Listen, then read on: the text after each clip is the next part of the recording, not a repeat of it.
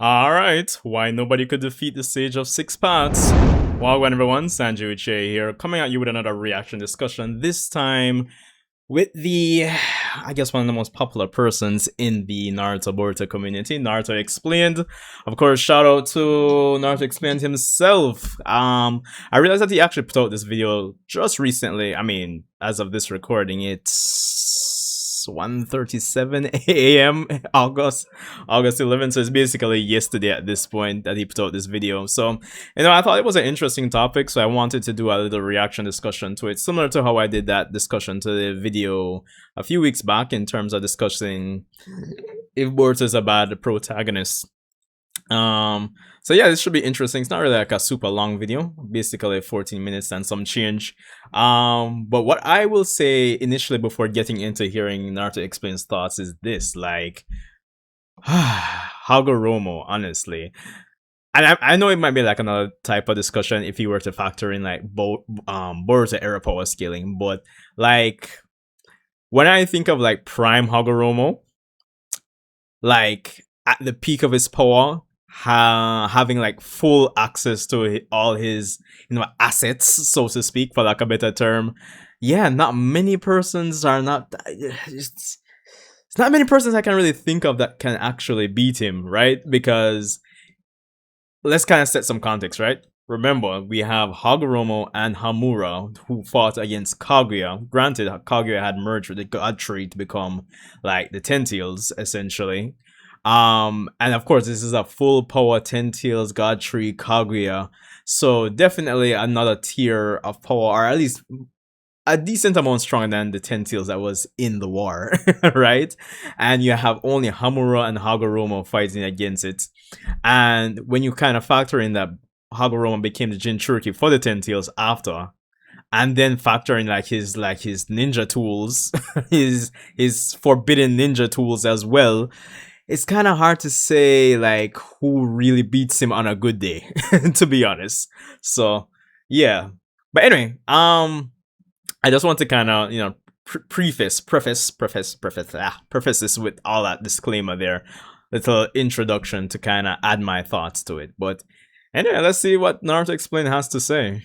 Hours arguing whether or not Madara could. Fans will spend hours arguing whether or not Madara could beat Hashirama, whether or not Sasuke stronger than Naruto after Naruto lost Kurama, whether or not Itachi could take down the Akatsuki while holding back his coughing. But somehow, the guy who literally handed out god powers like Oprah, handing out cars back in the 2000s. Oh yeah, and then he has the whole creation of all things, like a better version of Izanagi, which, is crazy to think about. Got reduced to, he had the Rinnegan, he was a Jubi Jinchuriki, he was Kaguya's son. That's like saying a nuclear submarine is dangerous because it has a flashlight attached to it. Hagoromo wasn't nearly impossible to defeat because of one broken ability. He was nearly impossible to defeat because everything about him was broken at the same time, and it wasn't just raw power that made him so hard to beat, it was everything in totality. Join me in today's newest Naruto Explained video where you'll OBC, your original Boruto chief, is going to break down why the Sage of Six Paths, at the height of his power, the tippy top of his power, given everything that we know, including information that will be new for anime-only fans of Naruto, why the Sage of Six Paths was near unstoppable. When people talk about the Sage of Six Paths, I'm sure by Boruto era standards, based on what the Boruto era is trying to tell me, I'm sure Sarada could one-shot him though. Alright, this is not me like punking on Boruto. Again, just fair disclaimer, especially if you're new here. I like Boruto, I cover Boruto. But this is just me being kind of critical of the fact that the Boruto power scaling for a little while now is almost skating that thin line, that thin sheet of ice between the power scaling making sense and things just not making sense. But anyway, and why he's so powerful, the conversation usually follows the exact same path. They mention that he was Kaguya's son. They mention he was the Jinchuriki of the Ten Tails after fighting Kaguya for what the anime alludes to being months long of a battle. They bring up the Rinnegan and Six Paths power, Yin Yang release, the creation of all things jutsu, and maybe they'll even throw in the truth-seeking orbs just for good measure. I didn't throw that. None of that is wrong, but there's one part of Hagoromo's arsenal that almost always gets left out the discussion. Is it the ninja tools? It must be the ninja tools because those things are on hacks. why he's a matchup nightmare in the world of Naruto, which is nobody ever talks enough about his weapons, especially See? after the new lore we got following the end of Naruto's manga. Some ninja can use kunai or shuriken. Hagoromo has weapons that can literally reshape entire continents when fully unleashed, which he can easily do with the 8th tool of the Sage of Six Paths that we learn is called the Suigu. If you've never heard of it before, don't feel bad. Most Naruto fans haven't. The Suigu resembles a golden cane with a ring attached on the top, but calling it a fancy walking stick is like the biggest level of disrespect. I get in the Naruto modern day world, it is carried by the Prime Minister of Ridaku, who we saw in the Boruto anime version of the Sasuke Retsunden adaptation, but doing something like that is like calling Kurama an oversized fox. Inside the weapon is a portion of Hagoromo's chakra directly sealed inside of it, and it allows the user to produce near limitless amounts of water that make the jutsu that Kisame used on Team Guy in early part 2, where he covered the area, look like nothing more than a puddle. When it is fully unleashed, it can flood an entire nation, and when Hagoromo is used the way that he wanted it, it can make storms of rain fall across an entire country and produce rivers, and if need be, shoot out massive concentrated streams of water to protect the user, which the shape of the water can be... Oh, this is another thing. Obviously, as he's pointing out, this is like additional information that came after the end of the manga, right? Usually, personally, I don't really have a big issue with additional information coming out on characters, but personally, I have a bit of a pet peeve when it comes on to data books, additional information. I like to see the things that it's talking about being either implied, alluded to, or just straight up shown in the actual show or manga. That's just me.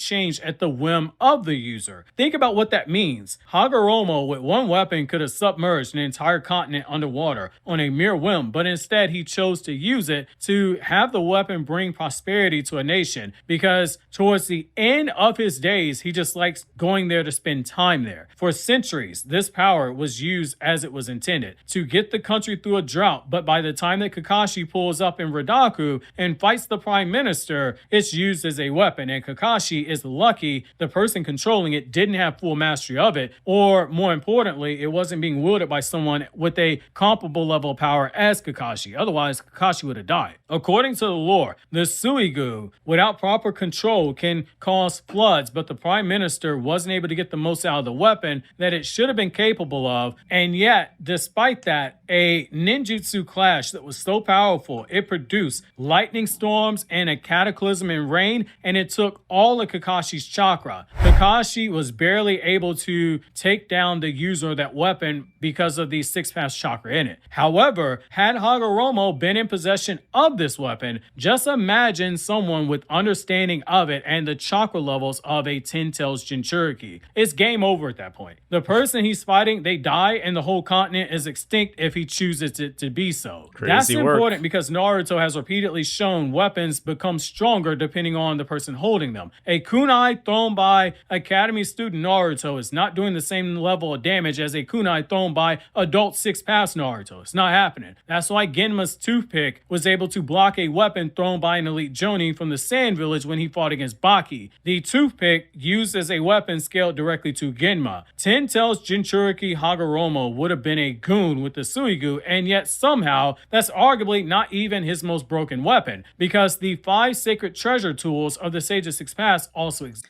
I kind of wish that we got some more context for how he developed, constructed these weapons. I mean, I know there are some things when it comes down to some series where like things will never be explained. It probably might be better if it's not explained and it's left up to the imagination of, you know, the fans and all of that. But it would be cool to actually figure it out. Most people remember Ginkaku and Kinkaku using them during the 4th Ninja War and go, okay, big deal, 10-10 level, Dari level. Very few people stop to think about what those weapons could have looked like in Hagoromo's hands. Despite it being stated, using these tools requires large amounts of chakra just to use them once, let alone to use them repeatedly. 10-10 waved that fan a couple times and she needed a break. In fact, the wrong user taking control of those weapons will die. The only reason the Gold and Silver Brothers ninjas could wield them is because they inherited diluted traces of the Sage of Six Paths DNA through his bloodline and gained even more abnormal virality after surviving inside of Kurama's stomach and possessing small bits of Kurama's chakra. That's ridiculous, the chakra requirement was. And now remember that those limitations don't apply to Hagoromo. He has more than enough chakra to use something like the Seven Stars Blade. At first glance, it looks like an ordinary sword, but instead of simply cutting flesh like a normal sword, it severs the word soul. Most ninja fight by targeting your body. Maybe they use genjutsu and target your mind. Hagoromo had weapons that targeted the concept tied to your existence, but the sword by itself isn't actually the dangerous part, because once your word soul has been exposed, that's when everything starts falling apart. The reason being is the rope of clarity likely gets used in conjunction with it. On paper, it sounds very underwhelming. It's a rope. Congratulations. Somebody raided Ninja Home Depot and called it a legendary ninja tool. Pretty sure one of my high school ex-girlfriend's moms had a rope of clarity next to the white hood in her bedroom. Jokes aside though, this isn't an ordinary rope. The moment it makes contact with somebody, it can pull out their kododama, also known as their word soul, due to the belief in Japanese that words hold power. In Naruto, the word soul represents the word a person has spoken more than any other point in their life. The rope of clarity drags out that information into the open, making it visible to the wielder. Now, the Seven Stars Blade comes back into the picture. Once the rope of clarity has extracted the target's word soul, the Seven Stars Blade can sever it, revealing the victim's most frequently spoken word. By itself, that's strange, but used in conjunction is terrifying. That's the beauty of these weapons. On their own, they are legendary, but working together, they become nightmare fuel that keeps you up longer than Tobirama when somebody told him that the Uchiha clan got equal rights. Look at this duo. The rope of clarity sets up the Seven Stars Blade, and the Crimson Gourd then comes into play. Once the rope of clarity has extracted the word soul and the Seven Star Blade has cut it, the Crimson Gourd records it. From that moment onward, the victim is effectively playing a game that they don't even realize they're trapped inside of. If they say a word, accidentally say a variation of that word.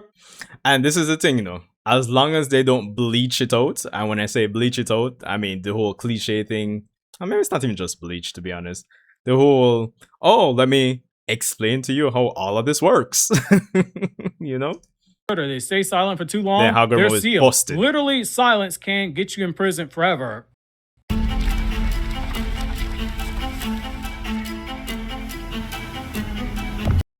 Unless for too long, they're sealed. Literally, silence, say a variation of that word, or they stay silent for too long, they're sealed. Literally, silence can get you in prison forever unless the user decides they want to just let you out. A theme should be forming in your mind about how Hagoromo's arsenal works now, and it should be scary because these are just the weapons, and we haven't even touched on his power, meaning in the hands of someone like Hagoromo, the amber purification jar is gonna basically one-shot you. Unlike the Crimson Gourd, this one doesn't need nearly as much setup. Instead, the condition is almost laughably simple. The wielder calls your name, you answer, and you're sealed. The battle is over without a punch being thrown. And think about how second nature it is for someone to reply when you call out their name. Now imagine someone weaponizes it against you and your overall power is basically useless. Even tail beasts have been sealed away by this thing, like when the third Raikage sealed away the rampaging Eight Tails. During the Fourth Great Ninja War, Darui used it to seal Kinkaku, and while the third Raikage did previously use it to seal the Eight Tails, whenever it rampaged, I want you to think about what Hagoromo could do with it. Comparing the modern day uses of these tools, what Hagoromo could do with it is like trying to judge how dangerous a Formula One racing car is when it's driving through a school zone. You aren't even seeing 1/10 of what it's capable of because the weapons scale to the user. With the Bansho fan, it looks like a normal gaudy fan, but it too is broken because it takes a page out of the Yada mirror that Itachi has, which makes it a hard counter to your elemental ninjutsu. Whereas the Yada mirror will change its property to a superior chakra nature of whatever it is you're using. This fan allows the user the ability to use any of the 5 chakra natures for offense when wielding the blade.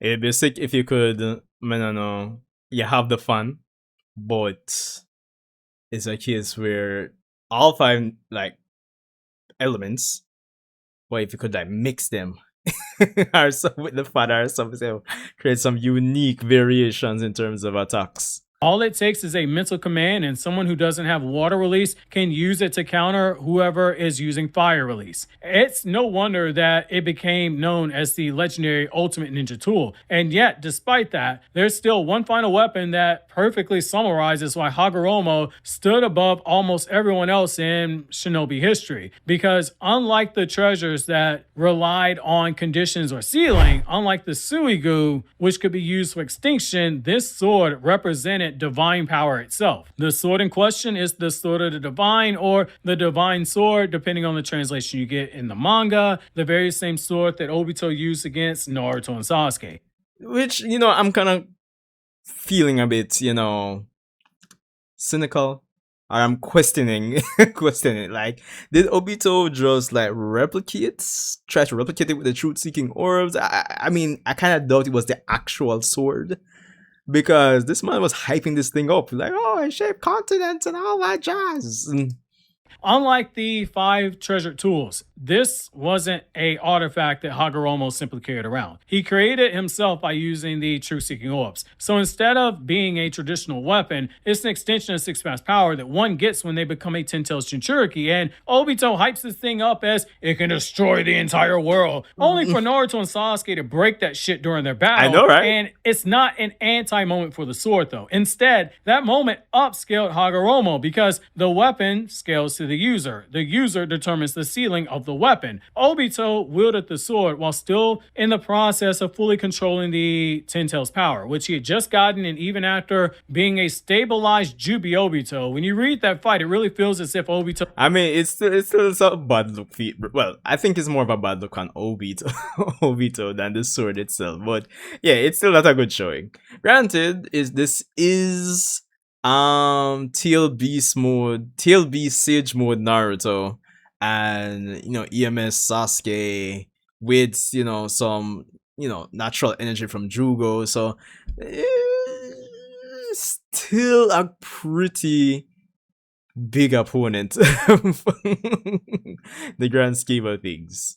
Still trying to figure some stuff out, and he is mentally conflicted as well. Another video for another day. Hagoromo, on the other hand, he was the origin of that power. He mastered six-pass senjutsu. He became the first Ten-Tails Jinchuriki for shinobi. He understood chakra better than anyone who came after him, and he possessed centuries of experience that went well beyond anything that Obito ever had. But here's the thing. Even if you took away every single one of those weapons away, Hagoromo would still be one of the strongest characters in Naruto history. Yes, he does outright say that Kaguya is stronger than him in the manga when he is asked by Naruto who's stronger, and Hagoromo says mother was unrivaled by none other. Yes, he says in the manga that one Rinnegan Jubi Madara was approaching his level of power, but it doesn't change that he's one of the strongest characters in the verse. But the reason we started off with all those weapons is those weapons make it possible for him to fight against people that are tiers above him. Before touching a single legendary artifact, Hagoromo already possessed chakra reserves that bordered on being absurd. As Kaguya's son, he inherited immense natural power, and after becoming the first Jinchuriki of the Ten-Tails after Kaguya was defeated, those reserves exploded to a level few characters could even comprehend. He mastered all 5 basic chakra natures. He is a master of yin-yang release to the point that he has the creation of all things jutsu, able to split the Ten-Tails into 9-tailed beasts, though he did it with nothing more than imagination and chakra. Basically, I got bored and I did some shit. He learned Sage mode at almost an unbelievable pace if we take the anime continuity of the story into account. Those truth-seeking orbs are already among some of the most broken abilities in the franchise. They're comprised of every basic chakra nature combined with yin-yang release and six-pass chakra, allowing them to erase most ninjutsu on contact while reshaping any form that Hagoromo desired. And if you don't have six-pass chakra and they touch you, well, bad things will happen to you. You need a sword, you need projectiles, or a shield. Those orbs can do all of that. On top of that, the fact that he was capable of sealing Ten-Tails into his body means that he was very proficient with sealing jutsu as well. Imagine fighting someone with Ten-Tails Jinchuriki levels of chakra and all those weapons and all those hacks, and then you realize he's got a Rinnegan that he can bust out at any point in time to use the basic six-pass Rinnegan jutsu that fans like to refer to as being the six joking, paths of bro. pain jutsu, and if you take the anime version of the story into account, he also has a Mangekyo Sharingan, which means that, like Madara, he could switch back and forth between the two if he wanted to, which means there's an unnamed Mangekyo Sharingan power that Hagoromo has. There's a reason why when people tell the tales of the Sage of Six Paths in the universe, he sounds like a fairy tale. Sure, there are those who are stronger than him, basically anyone above Kaguya level, but when you add in all the various tools that he has, the Sage of Six Paths goes from creepy old man floating in a pile of space boogers to being the last person you ever want to fight in a fight if he ever has all those tools. Obviously, if you enjoyed this video, consider subscribing, click here on the left or click here on the right to check out this video that YouTube says you would definitely enjoy watching.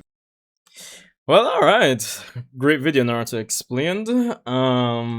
Pretty much touched on the points I expected. Well, apart from I didn't really Join Ryu know class about and the unlock first weapon, the Suigo. I think I might have heard him talk about it on maybe one of his previous like videos talking about like one of the novels. But other than that, I don't like vividly remember much about that first tool. But yeah, like for the most part, as I was saying, like all things considered, right? Because if you think about like basically how the Boruto story is going right now in totality, and if you accept a lot of things at face value, technically a lot of characters should be able to beat Hagoromo now. But going back on it, and I'm saying, yo, if you really give Hagoromo like his complete moveset and Hagoromo at his peak, then like he gives a lot of characters across the verse, whether it be part 1, part 2, part I don't know why I even call part 1 really. It shouldn't even be in the argument, but just to kind of emphasize my point, throughout part 1, part 2, part 3, part 4, really Hagoromo gives a lot of characters a lot of trouble in the grand scheme of things. I mean, as Naruto explained, even said, even just his weapons alone, he would really actually be able to get the job done in a lot of cases. So that's the thing. And again, if you're taking into consideration, if like you could pop him out of like this part of the timeline and put him here, having the 10 tails, he's already strong as he is already naturally. He has the Rinnegan, as good at sealing jutsu, the tools. It's just not an easy battle from probably 99% of the verse in the grand scheme of things, because, you know, again, it's a story like Naruto, you don't have to necessarily be stronger than somebody to win if you have hacks. And really and truly, all things considered, even just having the chakra pool of like comparable to the 10 tails and having the 10 tails and then having the Rinnegan and just using the abilities of the Rinnegan, not like how, you know, Boruto era Sasuke is using it, but like truly using it to its maximum potential. Even just that alone would be like crazy to defeat, honestly. So yeah, and then that's, who knows, maybe he could even use the whole creation of all things in some offensive / defensive manner.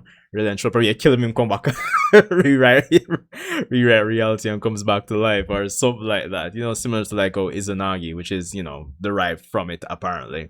So you never know. You really and truly never know. But anyway, let me know your thoughts on this, really and truly. Of course, I'd love to hear your top 5 matchups in terms of who you would try to put up against this peak specimen, peak version of Hagoromo, who has the 10 tails, who has all the weapons together, Rinnegan, you know the drill. So yeah, I'd love to see who you'd put up against him to potentially win. Potentially, all things considered. So yeah, but anyway, Sanjiuchi, let me know your thoughts on my thoughts on this video, and of course leave a like, your thoughts in the comments. Of course check out Naruto Explained. I probably don't even have to tell you guys that. I'm sure most of you guys watching are actually subscribed to him as well. But yeah, of course I'll leave a link to the video as well, naturally, and I'll see you guys in the next one.